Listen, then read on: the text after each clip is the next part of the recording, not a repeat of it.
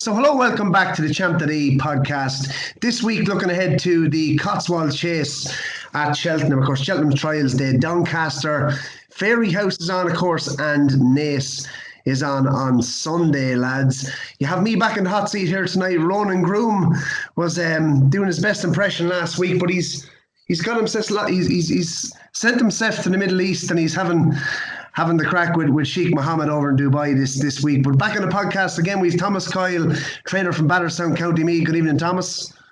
Evening, Barry. You happy to have me back, yeah? Oh, delighted. I thought the woolly head would be gone, though. Andrew Blair White from Fox Rock, County Dublin. Andrew, great to have you back. Thanks, Barry. Good to be back. And we have a new man on the podcast tonight, Mr. Jason Kiely, ex-rider with Tim Vaughan in the UK and now working in France. Writes, of course, for the Sporting Life as well. And Jason, welcome to the podcast. And of course, you look after Easyland, who's just been snapped up by JP McManus. Yeah, how we doing? Bonjour, Barry. Look after Easyland. Great privilege to ride him every day. And as we saw, the news broke today that the old Limerick man like myself has been splashing out a couple of euros for him there. And hopefully we'll be looking good at Cheltenham now.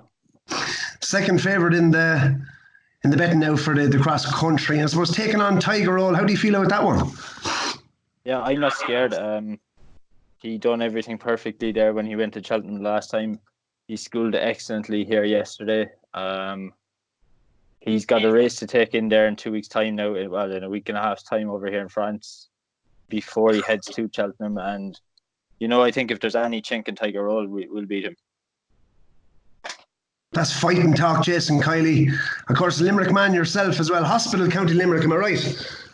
You are Hospital, Herbertstown.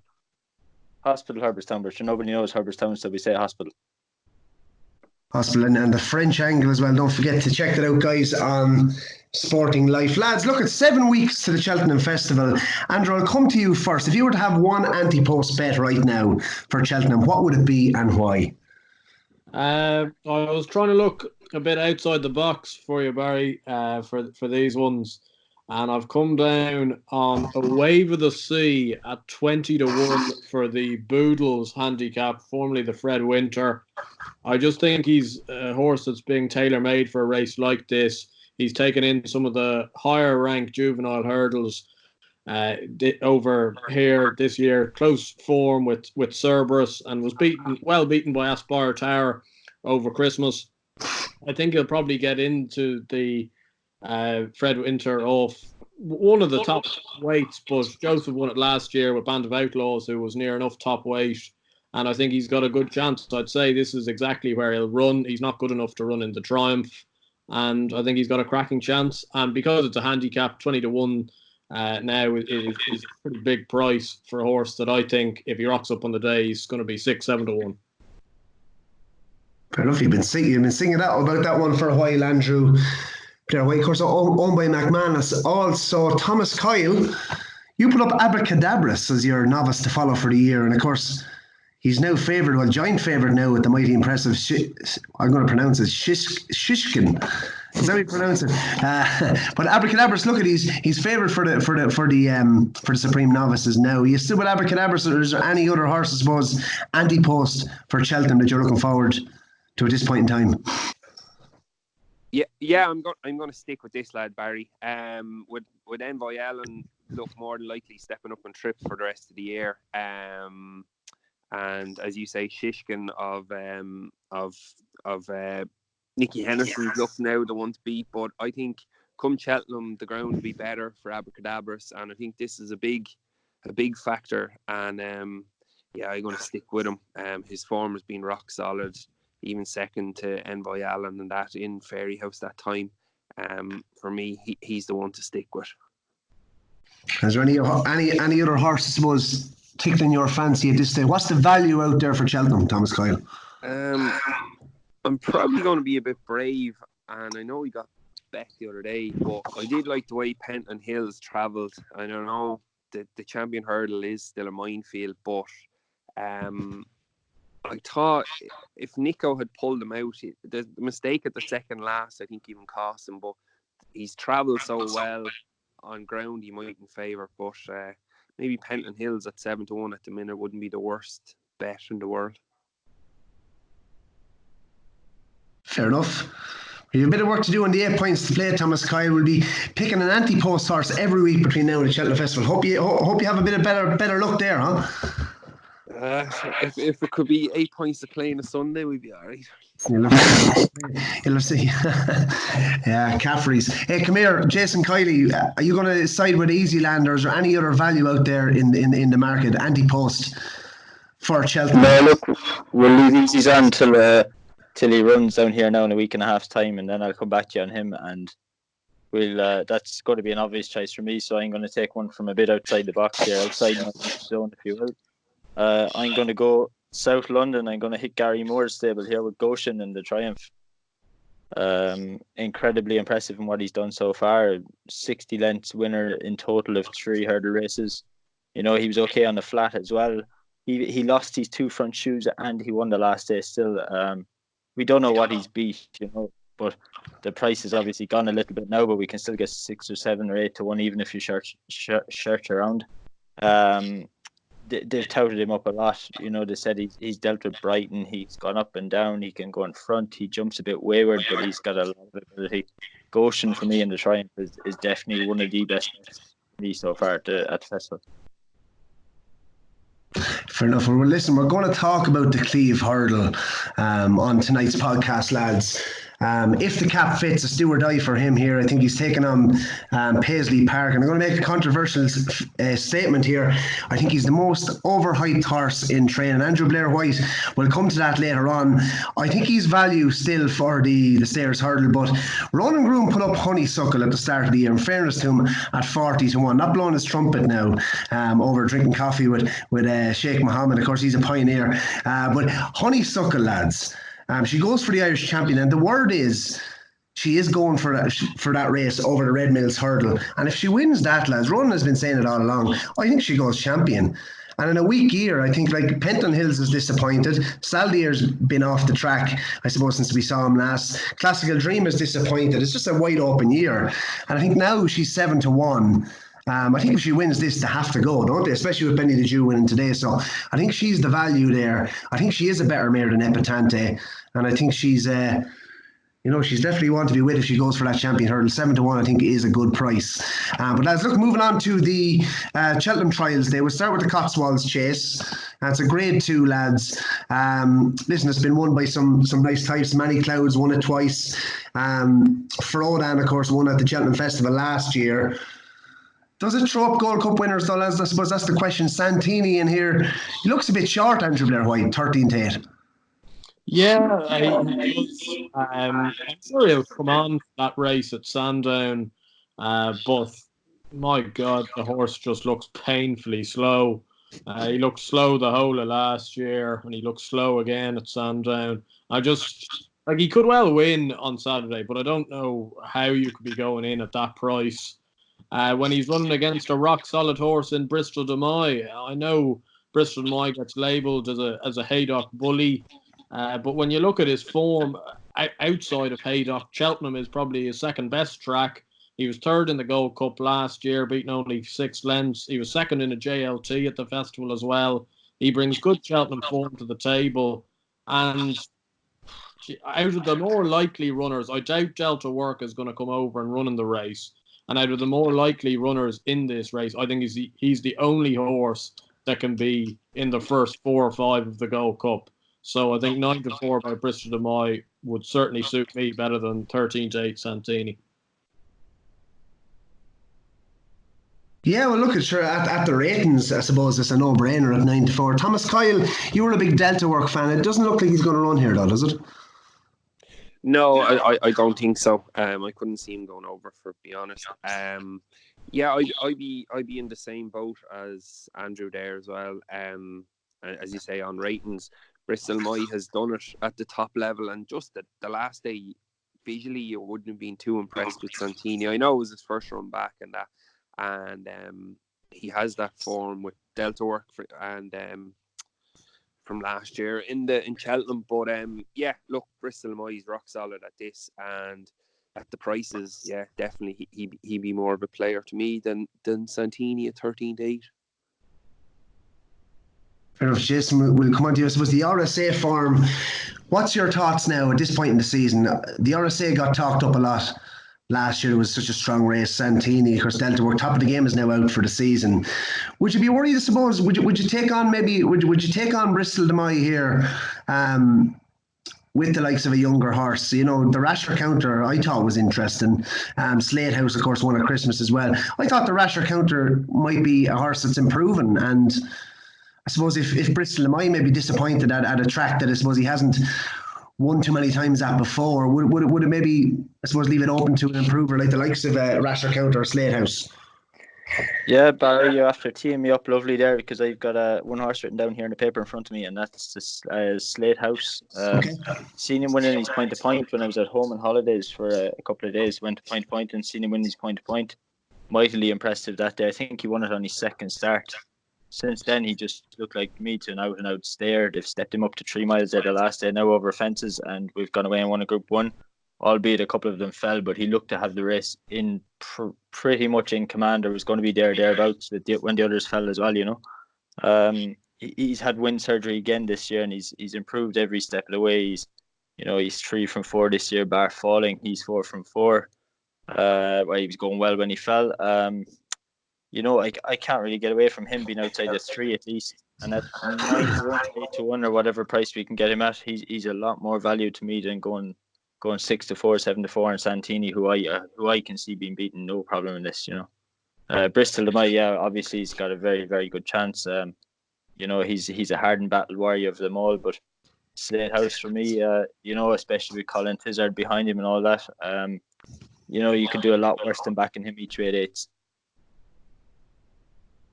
Fair enough, lads. Moving on to the Cleve Hurdle.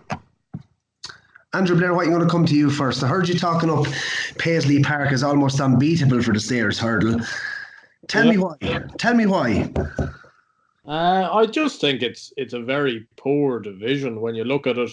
Now, I say that before the knowledge of today. I do think the biggest problem he would have would be if Benny DeJew was to rock up in this race, because I think it would take some horse to be giving her £7. But the rest of these in this are really not brilliant horses, I don't think.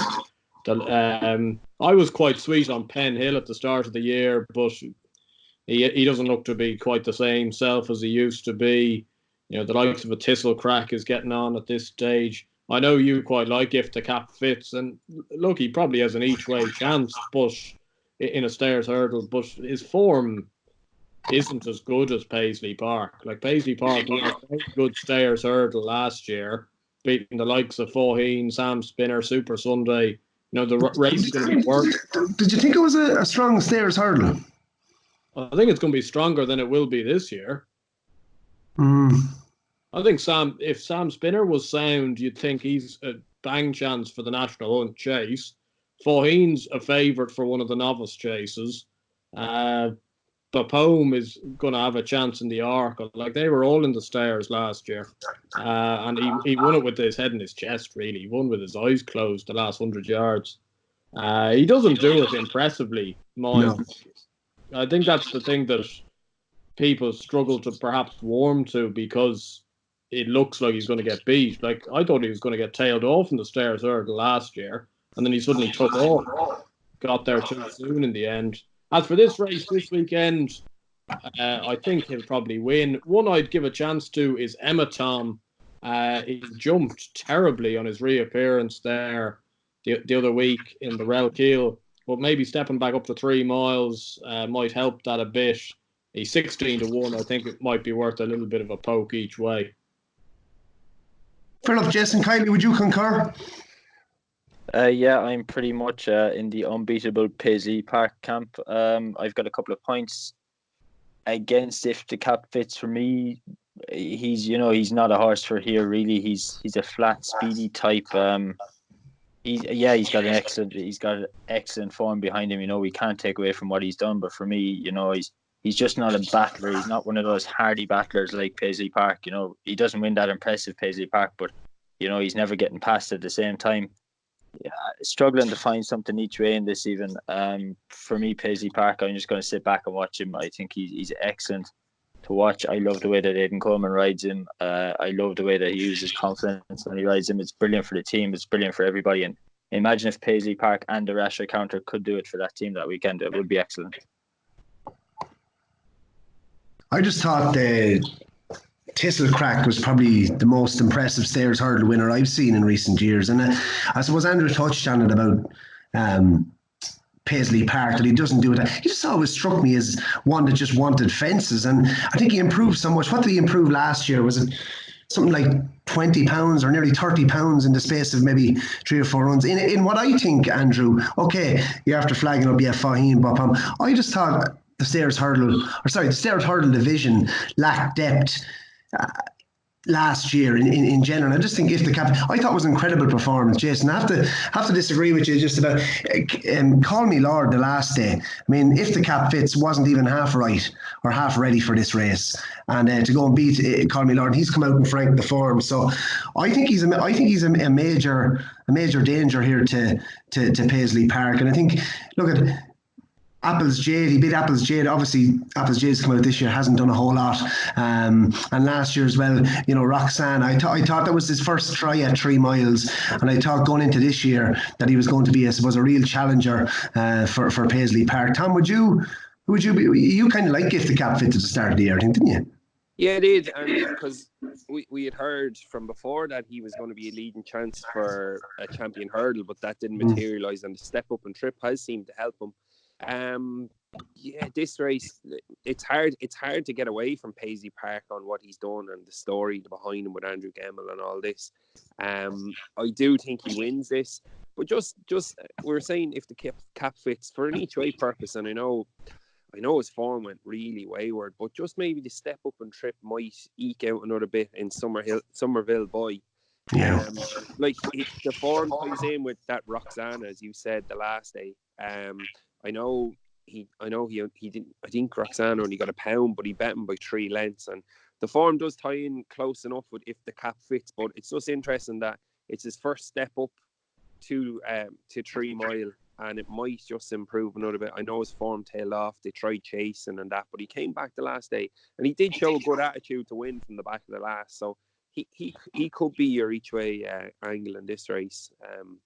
But it's hard to stay away from Paisley Park. And say there, Barry, you're sitting down in Close Sutton tonight in Willie Mullins' chair. Where do you go with Benny the Jew? Do you come and try and win this and try and be a champion, or what would you do with her? I'd put her in the champion hurdle, if I'm honest with you. You could put her anywhere. You just point and go, isn't it? But if you want to win one of those big ones, yeah, it's just very on Willie like to do something like that. I think she's nailed on, isn't she, for the Mayor's Hurdle, and I think that probably opens the door, as I said, for Honeysuckle. If she go an Irish champion, she wins that, sure, they're going to be uproar if she doesn't go for the champion hurdle. So I just think, yeah, but I do agree with you. I think she'd win any of the 3 races you mentioned there, Stairs champion, or if Benny the Jew did go there, I think she'd take a lot of beating. Yeah, she'd nearly win this, wouldn't she? Or well, win the Stairs, yeah. Yeah. Anyway, lads, it's 45 sleeps to Cheltenham on Saturday. The Paddy Power, the 150, the handicap chase is a grade 3. It's over 2.5 miles. Jason, I'll come back to you because English racing, Kiely Woolacott. I thought this Lawler was going to be an Arkle winner when he won his novice chase around Cheltenham. I think it was November time last national season. I suppose he kind of fell off the bandwagon then, but he came back to form the last day with the cheek pieces on for the first time out in front and very nearly pulled it off at a big price. I think it was 16-1. I thought he was the interesting one in here. Be lovely to see, I suppose, to see him get back to winning ways and on a course that I suppose has suited in the past. Yeah, you're not wrong, Barry. Nice to see him back to his nearly best the last day. Looked like he was going to be one of the best horses in his division for a long time. Yeah, I think it could be hard for him off nearly top weight here this weekend. It could be a fact that the cheek pieces have just worked first time with a bit of a shock impact. You know, he was a bit fresh. You know, it was his second run of the season only. I'd love to see him keep improving, but for me, it would be maybe difficult to pin your colours directly to the Mastiff Lawler. You know, yes, he handles the track. Yes, he goes well around here. Yes, he's going to be prime for the day. There's a lot of advantages about him, but 11 to 2 and a handicap off almost top weight around here off a horse that's a bit in and out for me is just a little bit short. There's one I've got in here that he's probably at a very, very big price. He's going to be 12s or 14s. Count Maribel. There's no massive. He's got no. He's exposed. He's got nothing left to hide. But every time I seem to go to Cheltenham, every time I seem to back a horse in a handicap chase, Nigel Twiston-Davies seems to win it. Every single time, you know. And he's got good enough form to be placed in this, so why not go with him at a couple of points each way at 12 or 14 to 1? You know, he's got course form. He loves it around here. He's a fighter. You know, Mark Grant knows him well.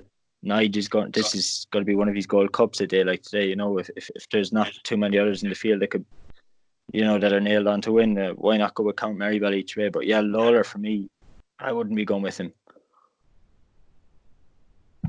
There's Thomas Coyle, you've been on form of late on the podcast at the Acorn Punnet of last week. Give us a big price winner this, please. I don't think it's going to be a big price winner. I think Lawler's going to win. Well, when I would say 7 to 1 is grand, but yeah, look, £4 is probably harsh enough for. He did finish third, but he is raised £4 for the run the last time. That was a sign that he was coming back. I don't mind having top weight. If you're the best horse in the race, you carry top weight. And I think obviously something went amiss with him, but on his last time, the run the last time, like, it did look like he was going to win. And the thing about today was the expatriate was right there coming up the straight today. And the one worry about expatriate in the Tiesses today was he going to stay? It didn't look like he might have got home from the back of the second last, but he's good solid form in that race the last day. He finished fourth in that Cheltenham race. So look, I'm going to stick with Lawler. We flagged him up a couple of times in handicaps and he didn't run, and he ran the last day. So look, off 153, we thought he was going to win an Arkle and things like that. Like, so he still could be well handicapped off this, you know. So I take a chance with him on this. He could be well handicapped. And they could change the tactics the last day as well.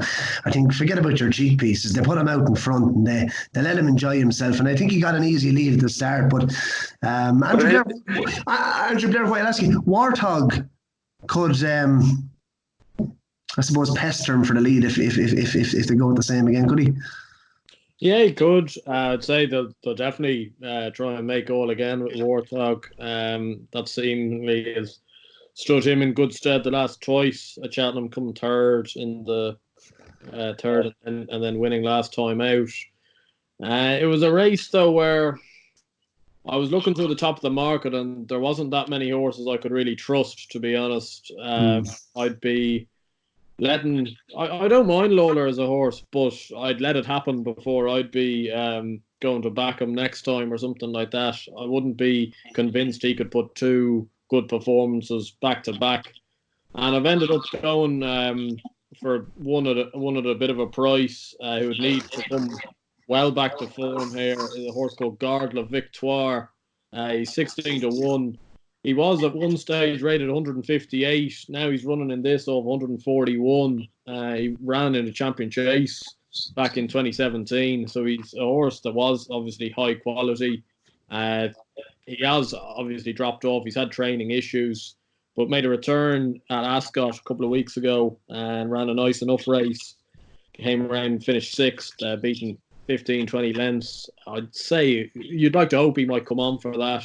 And you know, he was a class horse back in the day, and if he has one more kind of spark left in him, 141 might be quite lenient. Just one more thing on Lawler, Barry. Just the last day, the improvement might come because it was his first time stepped up to 2.5 mile, and I think the horse been crying out for that as well. This is his distance for me, and we've said it a few times. But I think like he has only tried it once, and it's obviously not a hindrance. And I think I genuinely think the horse is still probably well handicapped off 153. Here, Thomas Coyle. I think he will go in off that sort of a mark. If it's not now, it'll definitely be sometime in the near future. Lads, the 12.55 level will move across to Doncaster. It's over 2 miles. The Sheffield Lighting, it's a grade 2 novice chase. I don't have any betting for this, lads, but we have some nice types in here. Al Dancer, Mr. Fisher. Of course, Venetia's horse that I quite fancy, the Christmas Fanion Destraval. Jason Kiely, thoughts on this one? Fanion Destraval? No, thoughts on the race. Oh, sorry, okay. I'm Fanion Destraval. I'm in the Fanion Destraval camp here, actually. We obviously don't know exactly. Jumping at speed maybe in England might have just caught him out a bit. It's not the same racing style as France, and it is only his second run in the country. Obviously a lot harder race than he had the first time, a lot more depth in the race. He wasn't beaten that far. He was only beaten 4 lengths in the end. He made 2 woeful mistakes. It's a very, very different jumping style in France and then we have here in England or in Ireland or wherever you are, and just hopefully he would have learned from that. I can see him improving again. Comes from a very good family in France. He's got some excellent form in France. Some of the horses he beat over there are the equivalent of 155, 160 over here, and he's beat them 6-7 lengths, albeit it was in their early careers. I spoke to the jockey actually that rode him this morning on another horse, Kevin Nabe. I spoke to him on a horse that we'll talk about later on, and he said to me that he quite likes this horse as well. I asked him about a couple of them, and he said to me, he could be similar to a Terrafort type or something like that. You could just see him coming quietly and then just appearing on the big screen without realizing it. I'd excuse him for that last run, and hopefully we can put the best foot forward again. Yeah, I quite like what I saw at Newbury on his I suppose his debut in Great Britain, actually. Andrew, Blair White, thoughts on this? I'd back up what's been said already on Fanion Destraval. I'd certainly give him another go. I'd say also, the difference between tracks like Newbury and Doncaster to Kempton is quite a lot, and I think he was just taken off his feet slightly early doors. At Kempton, made 1 or 2 bad mistakes early on and kind of couldn't reel them back from there. Doncaster is actually very similar in terms of galloping nature to Newbury, and if he gets into a decent enough rhythm, I wouldn't be overly scared of a lot of these horses, to be honest. Mr. Fisher's a horse I've never been able to warm to. Al Dancer looks fairly exposed at this stage, and I think this horse is still fairly unexposed, so I definitely have another play on Fanion Destraval. For me, this is a potential Group 1 horse in the making. Oh. You could see him just creeping into it and just being placed in a couple of Group 1 races, or Grade 1 races as we call them in Ireland and England. But yeah, I'm going to back him up again here. I'm going to have a second go at the cherry here, and I think this horse is a very good horse. I nearly go and say this could be my bet of the weekend. Okay, Jason, just very quickly, you mentioned his jumping. Would that be a worry, I suppose, at 2 miles? Do you think he'd be better going over 2.5 in time, or? Yeah, of course, but at a track like this, you'd hope he'd get away with it. The ground wouldn't want to be too. The ground wouldn't. It's described as good to soft. We'd want to be hoping it's a bit more soft now than good, but he doesn't jump bad. It's just that he doesn't jump in the English style or the Irish style. He just goes in short every time and loses a bit of ground. He'll get out of that in time. And Venetia Williams has done this plenty times before. Got horses over from France, and we've seen him improve. And for me, he could be very good. He comes from a very good family as well. And would you be thinking, obviously, if he wins this, would you be thinking he's an Arkle horse? I don't think so, but maybe next year we might see him both better over farther. But Arkle would be probably clutching at straws for the time being. But he'd be maybe more of a next year project. For me, at this very top grade anyway. He's not saying that he's not good enough, but maybe he's just not sharp enough now for this. Thomas Coyle, had you a strong opinion on the Sheffield Lighting Novice Chase at 12.55 at Doncaster? And I'm the same as the boys. Last week I spieled about this horse about when I thought he was going to run the 2.5 mile and it broke up. I think there was only 3 runners in it. I spieled away for about 2 minutes on him last week about his jump. Spieled away. I did, and I was hoping he was going to run last week in the 2.5 mile, but look, he's here. This race is going to break up. There'll probably only 3 or 4 runners again this week. And the way that Jason's talking about him there, he make me even fancy him a bit more. So I definitely take a chance on him, and he is a horse to look forward to. He gets an allowance as well, a 5-year-old allowance. So he's getting £3 off them. He's nearly the highest rating in it with getting allowance. It'll be interesting. He could be a horse to be flagged up for maybe something like an RSA or like something further down the line. GLT, Marsh Chase. Exactly. Was most of his form on soft ground in France, Jason? Yeah, was it? Yeah, practically all of it. Yeah. Yeah. So I would rule Liverpool out for him as well. Yeah. Or you could come back. You could see him doing well around Kempton next winter, and then heading into next spring season doing very well. I think. Exactly. Yeah. No, it wouldn't be the first time we've seen her do it either, or a French import do it either. You know, so he looks a classic case of that. That's the job.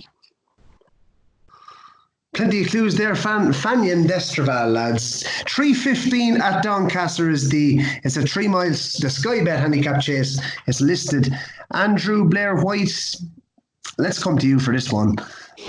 Anything in here that you would have put up before? I'm just looking down to the field. Dingo Dollar 9-2, Azerti 6-1, Cupboard of Mai 7-1, Burbank 8-1, Finger on the Switch 8-1, and it's 10-1 bar. I'm quite sweet on one here. Azerti. I backed him earlier this season when he won at Newbury over 2.5. He's run 2 nice races since. Stepping up to 3 miles last time out. He was 5th behind Regal Encore. That was a nice enough run, and his first step up to 3 miles, having been quite progressive over intermediate trips. He was dropped £2 for that effort. Now he's running off 137.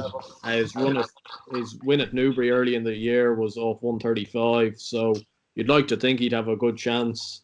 I think the last day was a bit of a pipe opener over 3 miles, and this may well have been the plan. I see there's been quite a lot of money for him. I think he opened up earlier today at 12s or something. He's now into 6s or 7s across the board, and I can see why. I think there's a lot going for him. Hello, Jason Kiely. No massive strong opinion on this race. I liked what however you pronounce it, Corrente from John Joe done the last day, but he's got not much margin left for improvement ratings wise. But if it cuts up to be a race where we're looking at outsiders, Corrente could he run well enough getting beat ahead the last day in what was looked an okay race during Christmas time. Plenty of runners, plenty to do, plenty of trouble around, and he seemed to manage that quite well. John Joe Jr. obviously riding excellently. I probably just stick with him each way, but I've no massive opinion on this race. Like the way the girl rides in this as well, Millie Wonnacott. We don't know much about her, but might be worth keeping an eye on her. She gets horses running for her, and we might see that horse Finger on the Switch being placed as well. Good insight there, Jason Kiely. Thomas Coyle, any strong opinion here? I just fancy one in this, but he's one that it does come with alarm bells. I don't know, did you see the feature on Nicky Richards during the week that Matt Chapman done? The horse is prone to tying or to bursting blood vessels, but chills well. He's run once in Doncaster and he's won when beating Dingo Dollars. I know it was over a bit further. He's a bit closer to weights now, all right, but I see there has been money. Brian Hughes obviously is a major plus, having him on his back, and around 9 or 10-1, this lad could have a chance. I know he does come with an alarm that you have heard he has broken blood vessels, but on his day he's a good horse. He's 1 from 1 around Doncaster, so an each way price he might be one to have a small each way bet on. And from a trainer's point of view, when you, I suppose, burst, what does that mean? Burst blood vessels. It just means that they have burst a blood vessel inside, which most horses slightly burst a blood vessel, but it's the amount they do the blood fills into their lungs, obviously makes it harder to breathe, and more than likely they pull up. He has good form when he finishes, he does, but like for most trainers, when the horse does, we can put them on some powders and that, but the best thing is to train them from the field and fresh air and no dust and things like this, and you can cut out so many certain things to help burst it, but the best thing for them basically is fresh air, and a lot of trainers do train horses from the field now, so literally it is probably the best idea when you have one that does it. It's fresh air out and train them away from that. But he obviously finished the last day, so hopefully he might be sorted. Perfect. Listen, lads, moving on to Fairyhouse. Jason, I'm going to come to you, okay? I know why as well.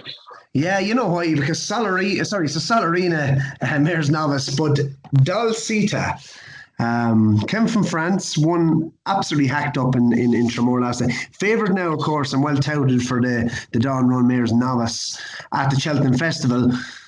I suppose, what can you tell us about, her form in France, or what are they saying about her, your connections?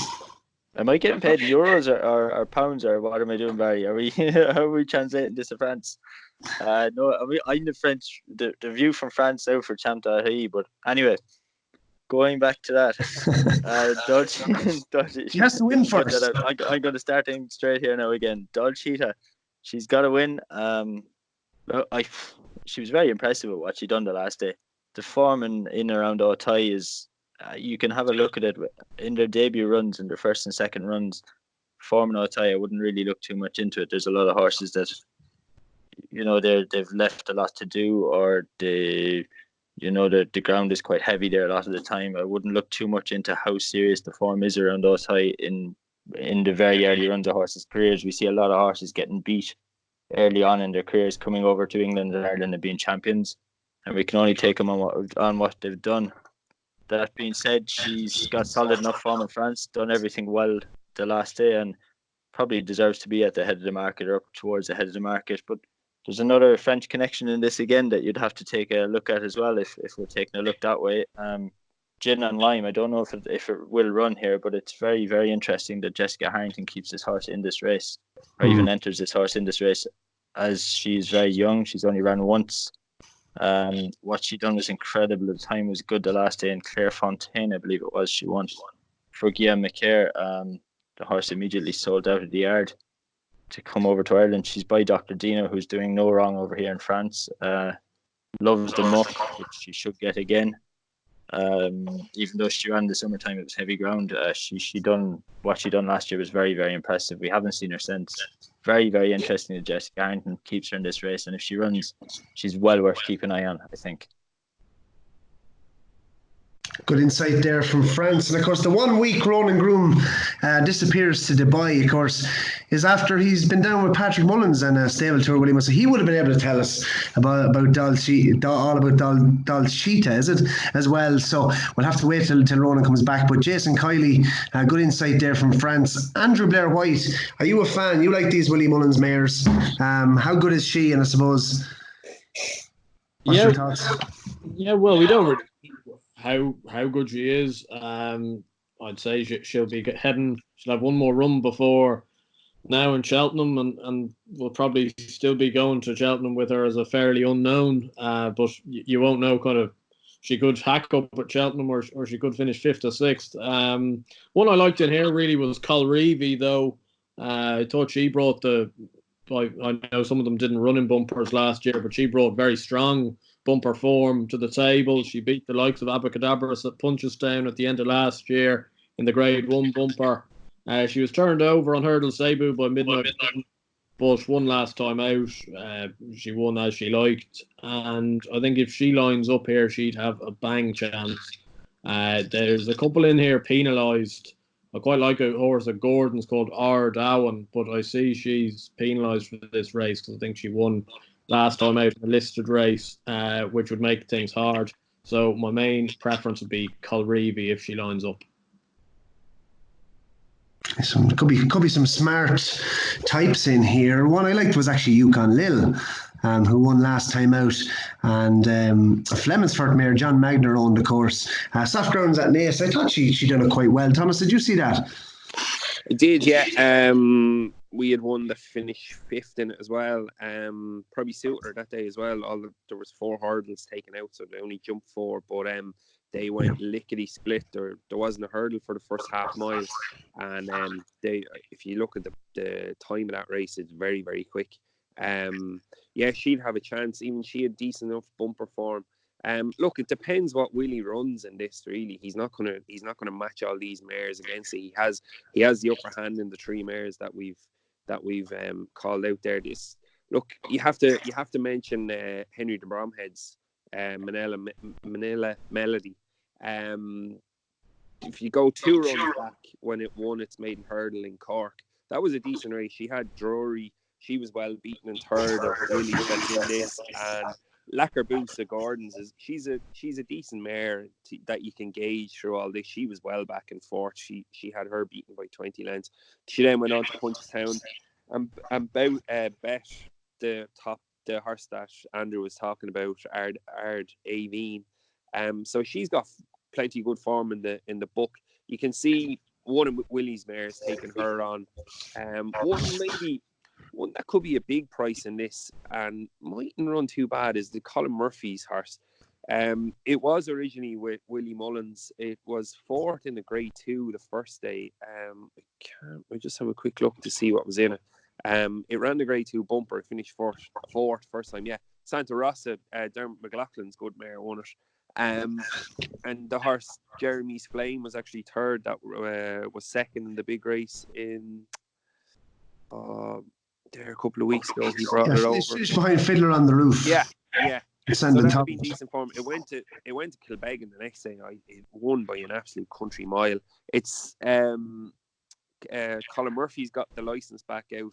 It had a run at Leopardstown at Christmas and that, but its run the last day wasn't the worst. It wasn't beaten that far behind Ard Aveen. She tends to run a bit keen, and she might start.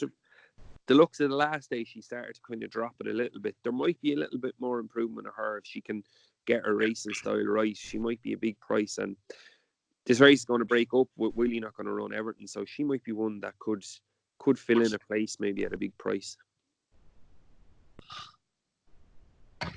Fair enough, lads. Jason Kiely, I'm going to come back to you. A horse, I suppose, another French import for Willie Mullins. A horse that had a very similar profile to Vautour. And I suppose we've all been watching for the entry of Fly Smart to see where he would be eventually entered up. He's entered up in the maiden hurdle here on Saturday, the 25th, and the 2:45. It's the free racecourse Wi-Fi at Verriers maiden hurdle. What can you tell us about his form from France? And I suppose, what's the chatter? How excited would you be about him? Yeah, Barry, I knew this is coming up. You talked to me about this in the middle of the week, so I've had plenty of time to do my homework on this. I'm still undivided as my finished opinion, but there's a lot of pros and there's a lot of cons for me for this horse. I had the privilege of riding out. Well, I have the privilege of riding out every morning with Kevin Nabe, who's one of the best jockeys in France, and he won on this horse on his debut. Although it was in a flat race over a mile and a half or something like that, mile and 5. He said he won it very well. He couldn't have beat only what was behind him. Wasn't overly taken by it all the same. That was back in 2008, back in August, September time 2008. He then ran over hurdles in Otay. The winner has done nothing since in that race. But like I was saying earlier, we can't really take that form of debutants and Otay. We can't really take that. Sometimes you can't take it as literally as you'd like to. The 3rd has come out and he's after notching up a couple of chase or hurdle wins behind that, the 3rd place horse. Fly Smart, he done it nicely enough. He travelled very, very strongly and then just cut out and got beat. Not exactly what you'd like to be seeing. And then I've got here in front of me that he left to go to Ireland on the 18th of November 2018, and we still haven't seen him on a racecourse, which is a slight worry for me. But to me, he's good enough, obviously, on paper to win this race.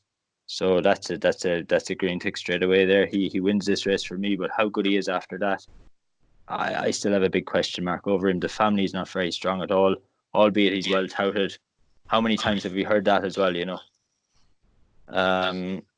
it's very attractive for him. First and second in France, talking him up as he's got a similar profile as other good horses owned by Richard GS, but we haven't seen him in a year and 2 or 3 months. Form isn't incredible. Family isn't great. He could just be a freak.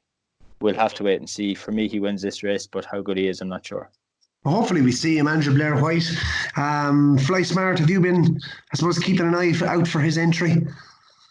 Yeah, well, there's been plenty of talk about him. It's so hard to correlate some of these horses because for every Duvan or Vator you unearth from France, there's also a Senna Walk who can't do anything. So, yeah. Poor old Ale, do you remember Ale Columbia? With the red Animix, another one. Yeah, so it's so hard to know. The only thing I'd say is I wouldn't particularly be overly concerned by the absence because Willie usually does give those French horses a fair bit of time to acclimatise over here before he runs them. So that wouldn't be a negative, but I've no idea about his French form, so I can't. The French owner, sorry, lads. His old owner wouldn't be one that would be into selling horses that much either. He wouldn't get rid of him. He generally keeps a good horse if he has it. He's got good trotters. He's got good chasers. He loves gun racing. He loves the game. Bit of a surprise if he's that good to see him leave the yard. Okay. Thomas Coyle, Fairy House, your home patch. Anything else on Saturday we need to be watching out for? Just one in the last race, the boys' race, the Adair Manor. Well, Joey, we flagged him up maybe at Christmas there. He was third. He's well handicapped over hurdles compared to fences. He's 93 where he's 110 over Ting. He was second in a chase the last day off his higher mark. He was probably outdone by a well handicapped horse in Shabby Artist, who was the other way around. He's higher over hurdles than he was over fences. They were well clear the third. He's back in hurdles. Didn't get any rise for his third at Christmas off 93, 10-10. He'll be hard betting that race for me. Fair enough, lads. We'll move on to Sunday. We've an interesting novice chase at Naas. 210, Allaho, Faheen, Carefully Selected. They're all in here. Andrew thought it was interesting. Carefully Selected did not get an entry in the RSA Chase, which may indicate that he has to qualify, of course, and run here. Yeah, I was a bit disappointed, I must say. I thought he had enough class to be running in an RSA, but they've always earmarked him out as being their horse for the National Chase. So he'll have to either run in this on Sunday or in the 10-up. But I'd say if he's fitting well, they'll run him here on Sunday because the 10-up might come a bit close to Cheltenham for their liking. I can't see Faheen running. I'd say he runs into flow gas. I'd say Allaho will probably run in the flow gas as well. And I'd say Carefully Selected will run here. And if he does run here, he probably will win this race. It didn't look one that was overly strong. Some of the decks as well, the likes of Manila Fair just ran in the Troy Town today. So it will put up quite badly this race. And I think if he stays on his feet, he'll be very hard to beat. Yeah, that was very on Willie, like not to at least give him the option of the RSA Chase. So it was interesting. He did come out, of course, in fairness to him, and say straight after Punchestown that he looked more like a former. And I have to say, I thought his jumping was a bit slow and has been slow. So maybe that's the reason why. Maybe I suppose when they're the RSA Chase. Tom, they would be going fast enough, like even though it's over 3 miles. So maybe that's the thoughts behind that one. Allaho, wherever he runs, I'd be backing him anyway. I think back and trip for Allaho as well. I've been saying that all along for something like a JLT, and I think he's going to come on an awful lot for his run over Christmas. Lads, I'm going to come on to it. Best bets of the weekend. Thomas Coyle, you're in cracking form at the Acorn, as I said, pundit of last weekend. Give us your best bet of the weekend, please. Comes in Naas, the 310, the 2 mile handicap hurdle. It's a horse of Peter Fatty's. Morning Sky was third the last day on stable debut. Came out of Dennis Hogan's, was third, looked like he was going to win, and maybe just faded out the back of the last. And that was his first run since July, so we'll give him the benefit of the doubt. And any bit of improvement, it doesn't look a great race, so he'd be my best bet of the weekend. Morning Sky. Andrew, Blair White. I've 2 over in England, so I'll get through them quickly. One at Cheltenham in the 115, a horse called Simply the Bets.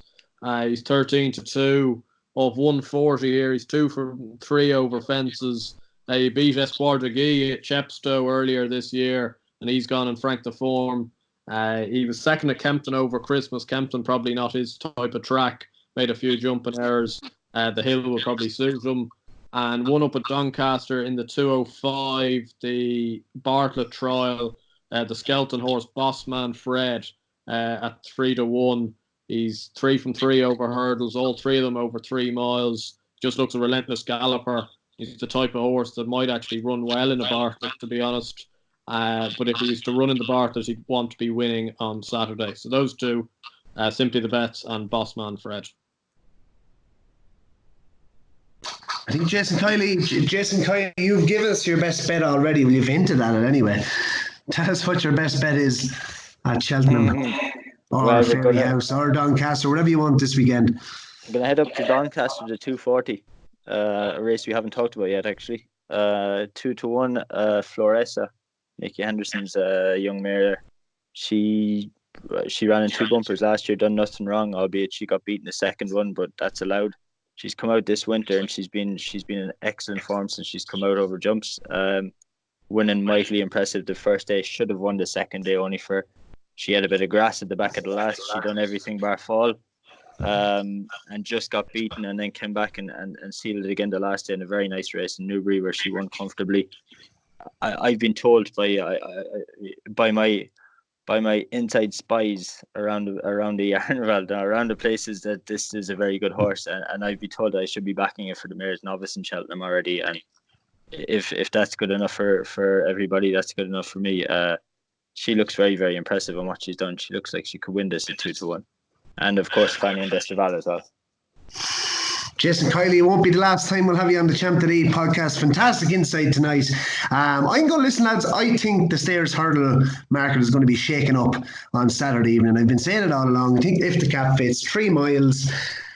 Listen, he was given over a far from ideal trip, 2 miles 3, first run of the season. Basically carrying 6 pounds more than Call Me Lord, who's come out and franked the form since. Bull rate of 160 at the time. I just think we're going to see him step up in the Stairs division in the Cleeve hurdle. I think Paisley Park. I think last year at Cheltenham. How I suppose. How fond of Cheltenham is Paisley Park? He won the Stairs last year, but he hasn't ran there too many times. I think if the cap fits there, is a good bet. And just back for the the Albert Bartlett trial, the Ballymore Novice Hurdle at 3:00. I thought Sporting John, he's going to be short here. I'd say 6-4 is the best price you can get at the moment. But I thought he was very impressive in his 2 runs this year. Was a point winner at Burris House. JP McManus owned, Philip Hobbs trained. I think he's an exciting type, and maybe one for the Ballymore. Maybe one to potentially maybe serve it up to Envoy Allen in time. And I do think as well, I'll give you a third one, Lawler, I think has a right chance in the handicap chase over 2.5 miles. But as that wraps up the Champ.ie podcast for this week, we'll be back, I suppose, on Saturday with the usual blog, the 8 points to play. And stay tuned as well for potential news on a Cheltenham preview night as well, and some featured videos leading up towards the Dublin Racing Festival and Cheltenham as well. But it's been great being back on, lads, and thanks very much, especially to Jason Kiely, his first appearance on the Champ.ie podcast. Cheers, right? Cheers. And thanks, Andrew and Thomas. Cheers, lads. Good luck. Cheers. Good luck.